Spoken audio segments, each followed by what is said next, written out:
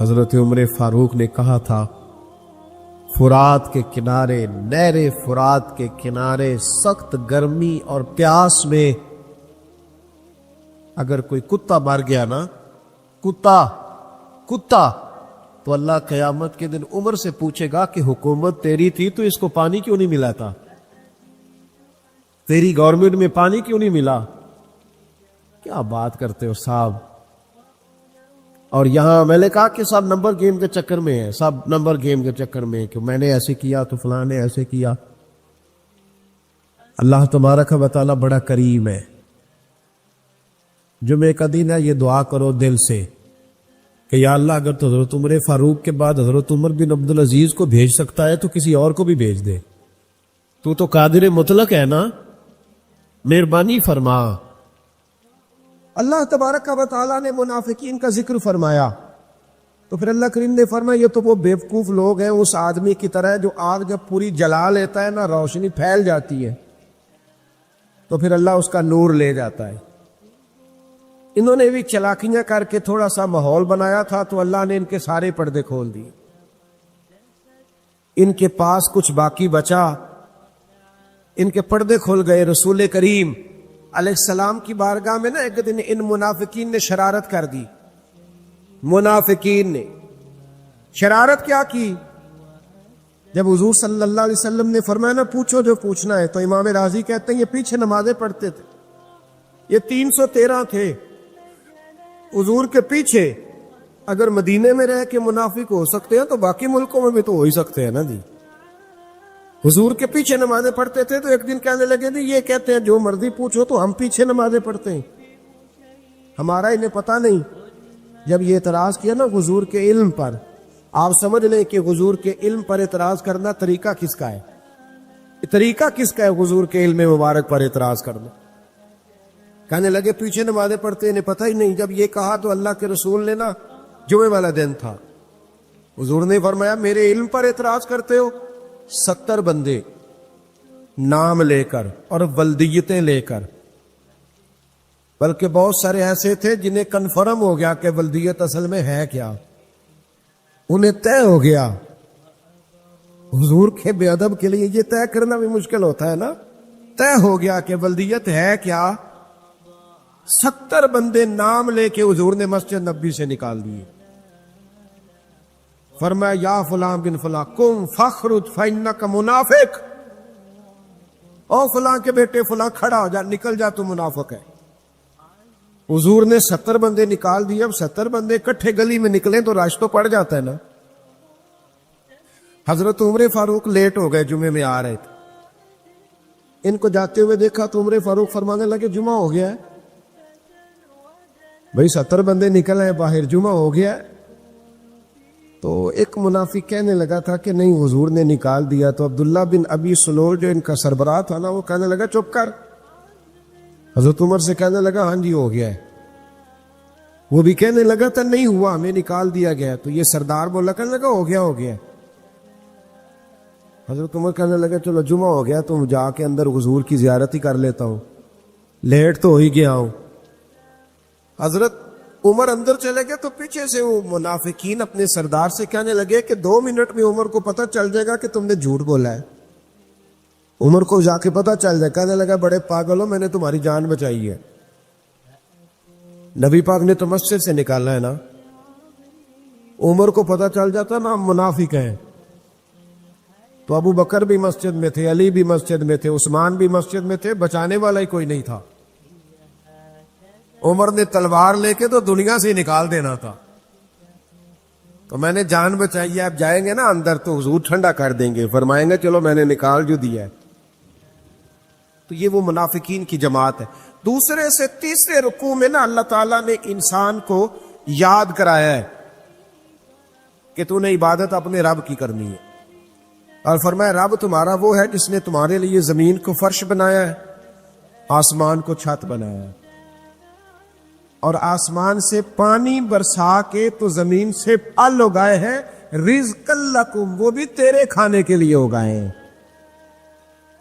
وہ جو آسمان سے بارش برسا کے زمین سے سبز اور پھل اگائے ہیں تو وہ بھی تیرے لیے جب سارا کچھ تیرے لیے بنایا تو بھی تو عبادت کرنا اپنے رب کی. پھر کسی کو اس کا شریک نہ ٹھہرا. ایک چیلنج بھی کیا قرآن مجید نے اس رکوع کے اندر. کہا کرتے تھے مکے کے لوگ کہ آپ قرآن مجید کی آیتیں نبی کریم علیہ السلام سے کہا کرتے تھے کہ معاذ اللہ خود بناتے، بنا کے لاتے ہیں. تو اللہ کریم نے فرمایا وَإِن كُنتُمْ فِي رَيْبٍ مِّمَّا نَزَّلْنَا عَلَىٰ عَبْدِنَا فَأْتُوا بِسُورَةٍ مِّن مِّثْلِهِ. اگر تمہیں شک ہو نا اس میں جو ہم نے بندہ خاص پہ نازل کیا ہے تو تم بھی اس جیسی ایک صورت بنا کے لاؤ. پڑھے لکھے تو تم بھی ہو نا، مکے میں تم بھی رہتے ہو، تو ایک صورت بنا کے لاؤ. قرآن مجید ہم سے چھینا گیا ہے سازش کے تحت، اس لیے کہ جس قوم کو قرآن آ جاتا ہے نا پھر کوئی کافر اس کا مقابلہ نہیں کر سکتا. دیکھیں نا اگر کافروں کے پاس جواب ہوتا قرآن پاک کا تو بدر اور احد میں نا کوئی آیت بنا کے لاتے، قرآن کے مقابلے کی تلواریں لے کے نہ آتے. ان کے پاس جواب ہی نہیں تھا. اور قیامت تک کسی کافر کے پاس قرآن مجید کا کوئی جواب، قرآن کا کوئی جواب، قسم اللہ کی جواب کوئی نہیں قرآن کا، اس کا کوئی جواب نہیں. کیا بات ہے قرآن پاک. وہ ایک دفعہ مسلمہ کذاب بے ایمان کہنے لگا میں نے بنا لیا قرآن پاک کا جواب. معاذ اللہ. جواب کیا بنایا؟ وہ سورت ہے نا القاریہ ملقاریہ، وما ادراک ملقاریہ، کھڑکھڑانے والی کیا ہے، کھڑکھڑانے والی تمہیں کیا پتا کیا ہے کھڑکھڑی. قیامت کا ذکر ہے.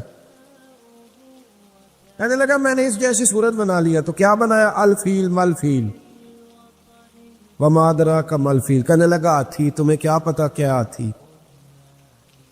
تم کیا جانو کیا ہاتھی. تو پاس جو اس کے اپنے بیٹھے تھے نا چیلے، اور کہنے لگے چپ کر جا، سارے زمانے کو پتا ہاتھی کیا ہوتا ہے. تو پاگل ہے، اس کے دو کان ہوتے ہیں، ایک سونڈ ہوتی ہے، چار اس کے پیر ہوتے ہیں. بیوقوف آدمی. قرآن کا مقابلہ کرنا ہے تو وہ چج کے ساتھ کر، پاگلوں کی طرح مقابلہ کرے گا، جوتے کھائے گا بھی ہمیں بھی پڑھوائے گا. تو قرآن مجید کا کوئی مقابلہ کر سکا؟ تو اس آیہ مبارکہ میں اللہ نے کافروں کو یہ کہا اگر مقابلہ نہیں کر سکتے تو پھر اللہ سے ڈرو، ورنہ دوزخ میں ڈالے جاؤ گے. وہ جس کا ایندھن آدمی اور پتھر ہے، اور بنائی بھی کافروں کے لیے گئی ہے. وَعِدَّتْ لِلْكَافِرِينَ. جہنم کس کے لیے بنائی گئی ہے؟ کافروں اور منافقوں کے لیے. مسلمانوں کے لیے بنائی گئی. مسلمان مرضی سے چھلانے لگائیں تو ان کی موج ہے، ورنہ ان کے لیے جہنم، ان کے لیے اللہ نے جنت بنائی. اور یہ بات کرتے ہی رب کریم نے فرمایا اے محبوب علیہ الصلوۃ والسلام مومنوں کو خوشخبری دے دے کہ اللہ نے ان کے لیے جنت بنائی ہے، اس میں باغات ہیں، انہیں رزق دیا جائے گا کھانے کے لیے، اور اس میں انہیں پاکیزہ بیویاں دی جائیں گی، اور پھر وہ اس میں ہمیشہ رہیں گے، انہیں اس سے نکالا نہیں جائے گا.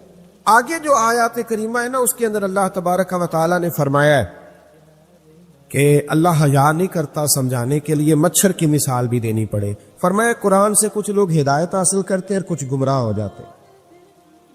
جب لوگ اپنی مرضی کی تشریحات چاہتے تو گمراہ ہوتے، اور جب قرآن کو رسول اللہ صلی اللہ علیہ وسلم اور امت مسلمہ کی تشریحات کی روشنی میں سمجھتے ہیں تو پھر اللہ ہدایت عطا فرماتا ہے. پھر اللہ تبارک و تعالیٰ نے آگے ارشاد فرمایا حضرت آدم کی پیدائش کا واقعہ. کچھ مفسرین نے لکھا ہے اللہ نے مشورہ کیا تھا فرشتوں سے وَإِذْ قَالَ رَبُّكَ لِلْمَلَائِكَةِ إِنِّي جَاعِلٌ فِي الْأَرْضِ خَلِيفَةً. لیکن کچھ مفسرین کہتے ہیں کہ اللہ کو ضرورت نہیں فرشتوں سے مشورہ کرنے کی. اللہ نے فرشتوں سے مشورہ نہیں کیا، بلکہ رب نے انہیں آگاہ فرمایا تھا کہ میں لگا ہوں زمین پہ اپنا نائب بنانے، میں خلافت دینے لگا ہوں زمین پہ. اب یہ تو دینے والی کی مرضی ہے نا اس نے کس کو دینی ہے، یہ تو دینے والے کی مرضی ہے نا اس نے. تو کچھ لوگ کہتے ہیں کہ دینے والے سے زیادہ ہمیں پتہ ہے. تو فرشتوں کو بھی یہ اجتہادی خطا ہو گئی، کہنے لگے یا اللہ اسے نہ بنانا، یہ فساد کرے گا، یہ خون ریزیاں کرے گا. تو اللہ نے فرمایا جو میں جانتا ہوں وہ تم. اللہ اکبر. امام راضی فرماتے جب رمضان آتا ہے تو اللہ فرشتوں سے کہتا ہے ذرا یہ کھول کے دروازے دیکھو نا یہ زمین پہ کیا کر رہے ہیں. تم تو کہتے تھے فساد کریں گے اور یہ سارے تراویحیں پڑھ رہے ہیں، تم تو گویا کہتے تھے فساد کریں گے اور یہ تو دیکھو گویا رمضان کے روزے رکھ رہے، یہ تو میری یاد میں نکلے ہوئے. تم کچھ کہتے تھے اور دیکھو میں نے تمہیں کہا تھا نا جو میں جانتا ہوں وہ تم. اللہ نے پھر حضرت آدم علیہ السلام کو تمام زمانے کے علوم عطا کیے، علم سکھا لیا، تو فرشتوں سے کہا تم بھی ان چیزوں کے نام بتاؤ، تو وہ بتا سکے نہیں۔ اللہ نے فرمایا اب اس طرح کرو، آدم کو سجدہ کرو۔ سب نے سجدہ کیا سوائے، وہ کہنے لگا یا اللہ صرف تجھے ہی کرنا ہے، کرنا بھی صرف اللہ کو چاہیے، پر رب کے آگے بھی جھکنا چاہیے، اور جس کے سامنے رب جھکائے نا وہاں بھی۔ اور یہ جو عاجزی ہے نا، یہ جو جھکنا ہے، یہ علم کے آگے ہے۔ ہماری مصیبت یہ ہے کہ ہم علم کے آگے بھی گردن جھکانے کو تیار نہیں ہوتے، وہاں بھی ہم خود عالم فاضل بن جاتے۔ تو فرمایا کہ سب سے کہا سجدہ کرو، سب نے سجدہ کیا سوائے ابلیس کے، تو پھر ہوا کیا وکان من الکافرین، وہ کافروں میں سے ہو گیا۔ پھر اللہ نے حضرت آدم کو اور جناب حوا کو نا مقام دے دیا جنت میں رہنے کے لیے، اور کہا سارا کچھ کھانا، درخت کے قریب نہ جانا۔ ابھی آپ کسی سے کہہ دیں تھوڑا سا کہ پیچھے نہ دیکھنا، یعنی اگر میری سمجھ لے ادب کی وجہ سے کوئی 1.5-2 منٹ یا 6 منٹ نہیں بھی نہ دیکھے گا تو سوچے گا ضرور کہ پتہ نہیں اب پیچھے کیا ہے، مصیبت کیا ہے۔ یعنی آپ کیا کہ دیکھ لیں کسی کو، پیچھے نہ دیکھنا فطرت ہے نا انسان کی، وہ جستجو کرتا ہے، کہا اس درخت کے پاس نہ جانا۔ تو حضرت حوا سلام اللہ علیہ کہتے ہیں دل میں خیال رہتا تھا کہ آخر ہے کیا درخت کے پاس۔ یہی انسان کا عقیدہ توحید ہے کہ جہاں سے رب منع کر دے وہاں وہ منع ہو جائے، اور یہ ان کی خطا نہیں تھی، یہ اللہ کی حکمت تھی، چونکہ رب نے تو پہلے کہہ دیا تھا بنایا ہی زمین کے لیے، تو یہ تو سارا کچھ ہونا تھا تو زمین پہ آنا تھا نا۔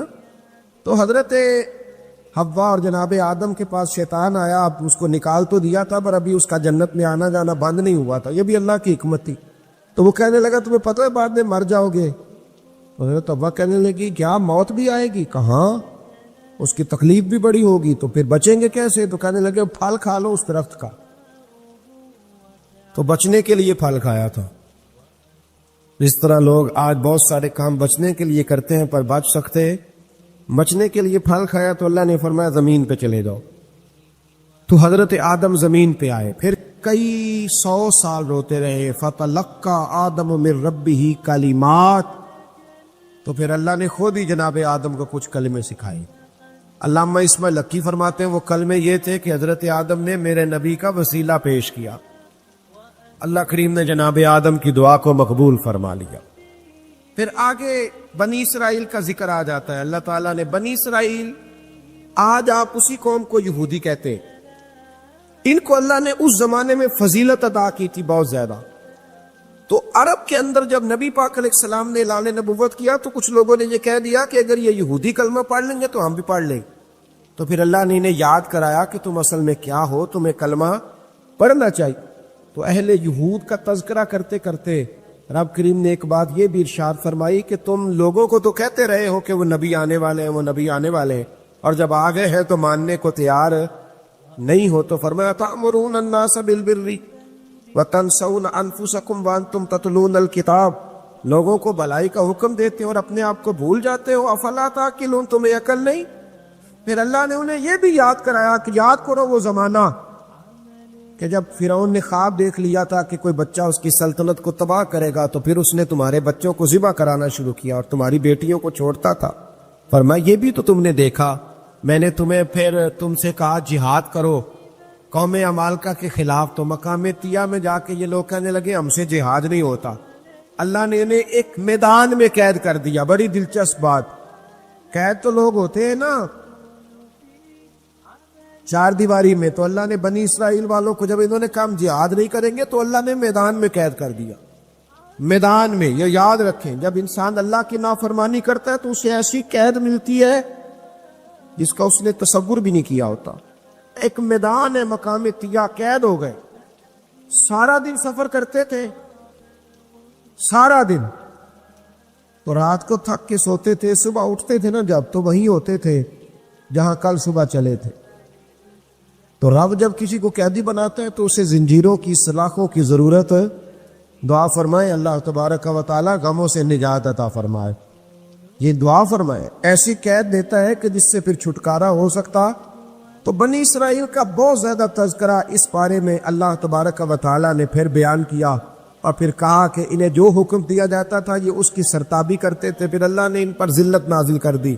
اور یہ ہمیشہ اس کا شکار رہیں۔ قوم سبت کا ذکر فرمایا اللہ نے۔ ہفتے والے دن کچھ لوگ نافرمانی کرتے تھے۔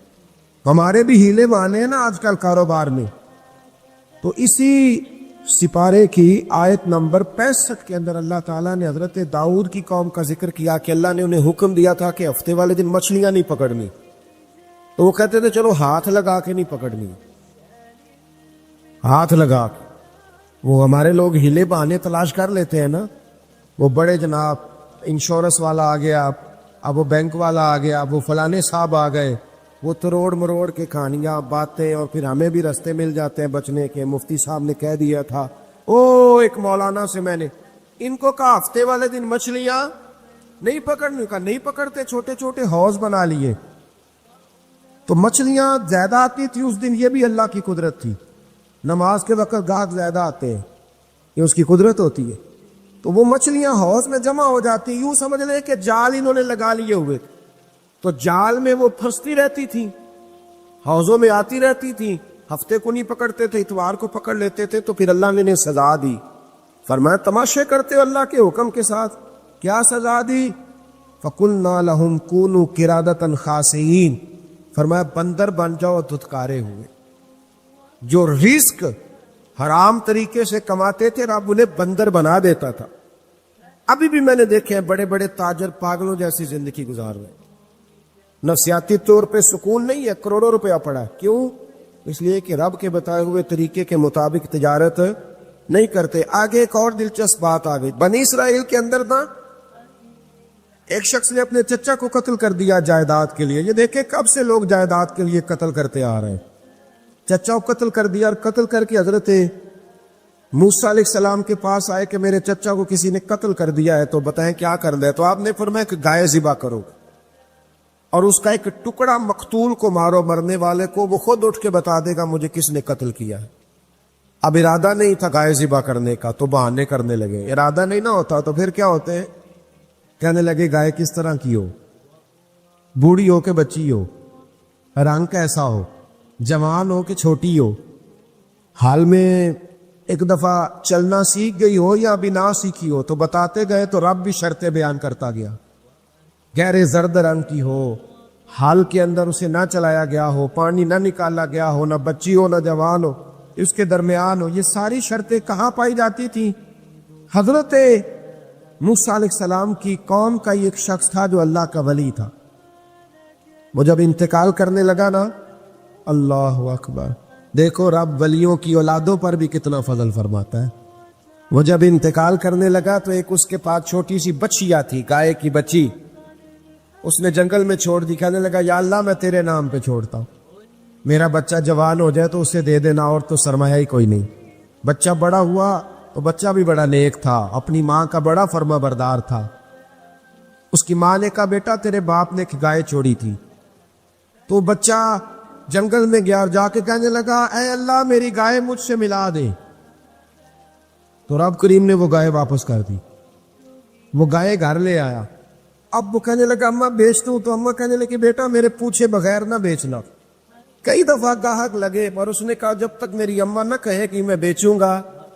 ادھر بنی اسرائیل والے شرطیں جتنی گائے کے بارے میں پوچھ چکے تھے وہ ساری اسی گائے میں پائی جاتی تھی۔ تو یہ ڈھونڈتے ڈھونڈتے وہاں پہنچ گئے، تو کہنے لگے گائے چاہیے۔ تو اس نے کہا بھی تمہاری مرضی سے نہیں، قیمت میری مرضی کی۔ ایک مفسر نے تو یہاں تک لکھا ہے کہ اس نے کہا گائے ذبح کر کے نا، تو جتنا گائے کے اندر گوشت ہوگا نا اتنا ہی کھال کے اندر تو مجھے مال بھر کے دو گے، اتنے سکے بھر کے دو گے، اتنی اشرفیاں بھر کے دو گے، تو پھر تمہیں گائے دوں گا۔ تو پھر یہ گائے انہیں ملی اور یہ گائے لے کر کے آئے۔ زیادہ سوالات نہ کرتے تو زیادہ الجھتے نہ۔ ہم بھی دین کے معاملے میں بڑے سوال جواب کرتے ہیں، اتنا سوال کریں جتنی اس کی ضرورت ہے۔ ان لوگوں نے سوالات زیادہ کیے تو پھر الجھ زیادہ گئے۔ تو میرے بھائی اس کا ذکر بھی اللہ تبارک و تعالیٰ نے پہلے پارے کے اندر بیان فرمایا۔ پھر اللہ کریم نے فرمایا کہ کچھ ایسے لوگ بھی ہیں یہودیوں میں سے جن کا دعویٰ ہو گیا ہے کہ ہم اللہ کے بڑے پیارے ہیں۔ فرمایا یہ صرف ان کے منہ کی باتیں، یہ تو قیامت میں پتہ چلے گا نا کہ اللہ کا پیار کس کے ساتھ زیادہ ہے۔ اور پھر یہ بھی یہودیوں نے دعویٰ کیا ہے، اسی پارے میں اللہ فرماتے ہیں کہ ان کا دعویٰ ہے کہ ہم اللہ کے بڑے پیارے ہیں، جنت میں ہم ہی جائیں گے، تو اللہ فرماتے ہیں پھر مرنے کی دعا تو کرو، جنت میں تو مار کے جانا ہے نا۔ لیکن رب فرماتے ہیں یہ کبھی مرنے کی دعا نہیں کریں گے، اس لیے کہ انہیں پتہ ہے کہ ہم نے آخرت کے لیے کیا بھیجا۔ لے جی پہلا حکم آ گیا، یا ایھا الذین آمنوا کہہ کے پہلی آیت قرآن پاک، پہلے سپارے میں پہلی آیت جس میں اللہ نے کہا یا ایھا الذین آمنوا، تو پہلا حکم آمنو کہہ کے آیت نمبر 104 میں جو اللہ نے حکم دیا ہے نا، وہ نبی پاک کی تعظیم کا حکم ہے۔ پہلا حکم ہی اللہ نے حضور کی عزت اور ناموز کا ارشاد فرمایا۔ پہلا اس ترتیب کے لحاظ سے وہ ہوا یہ کہ جب نبی پاک کو بات ارشاد کرتے تو صحابہ کرام اٹھ کے عرض کرتے رائینا یا رسول اللہ، حضور سمجھ نہیں آئی ذرا رعایت کر دے۔ تو یہودیوں کی عبرانی زبان کے اندر نہ ذرا کھینچ کے پڑھتے تھے رائینا، تو اس کا معنی بنتا تھا معاذ اللہ اے ہمارے چرواہے، بکریاں چرانے والے کو بھی وہ رائینا کہتے تھے۔ تو جب صحابہ یہ کہنے لگے تو اللہ نے منع ہی کر دیا، فرمایا میرے محبوب کے غلاموں، اس لفظ کے پیچھے چھپ کے، اس لفظ کے پیچھے چھپ کے لوگ میرے نبی کی بے ادبی کر جاتے ہیں، تو جس لفظ کا کوئی ایک معنی بے ادبی والا بنتا ہو وہ لفظ بھی میرے نبی کے لیے نہ کہو، لفظ وہ والے کہو جس میں کوئی بے ادبی کا معنی نکلے نہ۔ یہاں لوگوں نے بڑے بڑے لفظ نہیں بول دیے، پھر کہتے میرا مطلب یہ تھا، میرا مطلب وہ تھا، تو تو نے وہ لفظ بولا کیوں جس کا کوئی غلط مطلب بھی نکل سکتا تھا۔ اللہ نے فرمایا یا ایھا الذین آمنوا لا تقولوا رائینا، اے ایمان والو رائینا کہو ہی نہ۔ تو یا اللہ کیا کہے؟ فرمایا وقولوا انظرنا، تم کہو یا رسول اللہ ایک نظر فرمائیے، انداز دیکھیے، انظرنا ایک نظر۔ تو ہمارے بزرگ تو پہلے بڑے پیار والوں نے کہہ دیا یا رسول اللہ انظر حالتا، کہتے کہاں سے لاتے ہو جملے؟ میں نے کہا اللہ کی کتاب سے۔ یا رسول اللہ انظر حالنا، یا حبیب اللہ اسمع قالا، تو تم کہو انظرنا، محبوب نظر کرم کرے، واسمعوا، اور کیا ضرورت ہے دوبارہ پوچھنے کی؟ اللہ کہتے پہلے ہی دھیان سے سنا کرو گا، پہلے ہی واسمعوا، پہلے ہی احتیاط سے سنو، وللکافرین عذاب الیم، اور کافروں کے لیے دردناک عذاب ہے۔ لے جی اسی پارے میں اللہ تبارک و تعالیٰ نے پھر اہل یہود کا ذکر کیا، تو یہود کہنے لگے کہ ہم حضرت ابراہیم کے ماننے والے ہیں، تو اللہ کریم نے وہ بھی ذکر کیا کہ میں نے تو ابراہیم کو آزمایا ہے، وَإِذِ ابْتَلَىٰ إِبْرَاهِيمَ رَبُّهُ بِكَلِمَاتٍ فَأَتَمَّهُنَّ، ہم نے ابراہیم کو کچھ چیزوں سے آزمایا ہے، وہ ہماری آزمائش پہ پورے اترے۔ قَالَ إِنِّي جَاعِلُكَ لِلنَّاسِ إِمَامًا، تو پھر ہم نے انہیں کہا کہ ہم آپ کو پوری دنیا کا امام بنائیں گے۔ وہ آزمائش کیا تھی؟ آگ میں جانا بھی آزمائش، بیٹے کا نہ ہونا بھی آزمائش، بیٹا ہوا تو پھر اسے وادی غیر ذی زرع ان میں چھوڑ کے آنا بھی آزمائش، پڑا ہوا تو پھر ذبح کرنا بھی آزمائش۔ فرمایا جہاں جہاں آزمایا ہے نا، ابراہیم ہماری آزمائش میں پورے اترے۔ فرمایا تو مفت میں حضرت ابراہیم کی اولاد بنتے ہو اور ان کا نام لیتے ہو اور ان کے ساتھ اپنا تعلق بناتے ہو، دیکھو تو صحیح وہ کتنی آزمائشوں سے گزرے۔ تو اس کا بھی اللہ نے اسی میں ذکر فرمایا۔ اور پھر وہ بات کرتے تھے حضرت یعقوب کی اور حضرت اسحاق کی، تو فرمایا وہ تو ہمارے اتنے خاص بندے تھے کہ وصال کے وقت بھی انہوں نے اپنی اولادوں کو نصیحت فرمائی تھی کہ اللہ کی توحید پہ قائم رہنا، اس کا ذکر بھی اللہ نے اسی پارے میں بیان فرمایا۔ اور جو حضرت ابراہیم اور جناب اسماعیل نے کعبہ تعمیر کیا تو اس کا ذکر بھی اللہ تعالیٰ نے اسی پارے میں فرمایا۔ اور فرمایا جب وہ کعبہ بنا رہے تھے تو کہہ رہے تھے ربنا تقبل منا، کہہ رہے تھے اے اللہ بنا ہم نے دیا ہے پر مہربانی فرما ہم سے قبول فرما لے۔ تو جو آیہ کریمہ آخر میں عرض کرنا چاہتا ہوں اس پر بھی تھوڑی توجہ فرمائیں گے تو بات بڑی نکھر کے باہر آئے گی۔ یہ 16ویں رکوع کے اندر اللہ نے پھر یہود کا اور عیسائیت کا ذکر فرمایا، تو اللہ کریم نے ایک بات ارشاد فرمائی۔ یہودیوں کے ہاں جب کوئی بچہ پیدا ہوتا تھا پیلے رنگ کے ساتھ اس کو رنگتے تھے، یا کوئی خاص رنگ تھا ان کا، بچہ پیدا ہوتا تو اس پر وہ رنگ چڑھاتے کہ یہ جی ہمارے مذہب کا رنگ ہے۔ ہمارے ہاں بھی رسمیں ہیں نا اپنی اپنی، معاذ اللہ اپنی اپنی نہیں ہونی چاہیے، اللہ رسول کا حکم ہونا چاہیے۔ تو یہودیوں کے ہاں بچہ پیدا ہوتا تو ایک خاص رنگ چڑھاتے، عیسائیوں کے ہاں پیدا ہوتا تو وہ بھی ایک خاص رنگ چڑھاتے۔ تو مسلمانوں کے ہاں بچے پیدا ہوئے تو انہوں نے بھی توجہ کی کہ یہ کیا ہو رہا ہے، تو رب کریم نے فرمایا صبغۃ اللہ، رنگ اللہ کا ہی ہے. ومن احسن من اللہ صبغا، فرمایا اللہ کے رنگ سے زیادہ خوبصورت کس کا رنگ ہو سکتا ہے؟ اللہ کا رنگ کیا ہے؟ لا الہ الا اللہ محمد الرسول اللہ صلی اللہ علیہ. فرمایا نیلے پیلے کالے رنگ نہ چڑھاؤ، اپنے ذہن پر توحید و رسالت کا رنگ چڑھاؤ. یہ سب سے بہترین رنگ ہے. اگر تمہارے ذہنوں پر رب رسول کی توحید کا رنگ چڑھ گیا تو یہ وہ والا رنگ ہے، پھر تمہیں کسی اور رنگ کی طرف جانے کی ضرورت نہیں پڑے گی. تو فرمایا رنگ وہ پیدا کرو جو توحید کا ہے، رسالت کا ہے، اس رنگ کی توجہ کرو. قرآن مجید کے اس پارے میں اللہ کریم نے مختلف باتیں بیان کر کے آخری رکوع میں یہ جو رنگ کا ذکر فرمایا نا، تو یہ لگتا ہے پورے پارے کا خلاصہ ہے کہ رب کریم نے فرمایا اصل بات یہ ہے کہ تمہاری سوچوں پہ رب رسول کی توحید و رسالت کا رنگ ہونا چاہیے. ہر وقت بچہ پیدا ہو کو دنیا سے جائے تو رنگ کس کا ہونا چاہیے؟ اللہ رسول کے دین کا.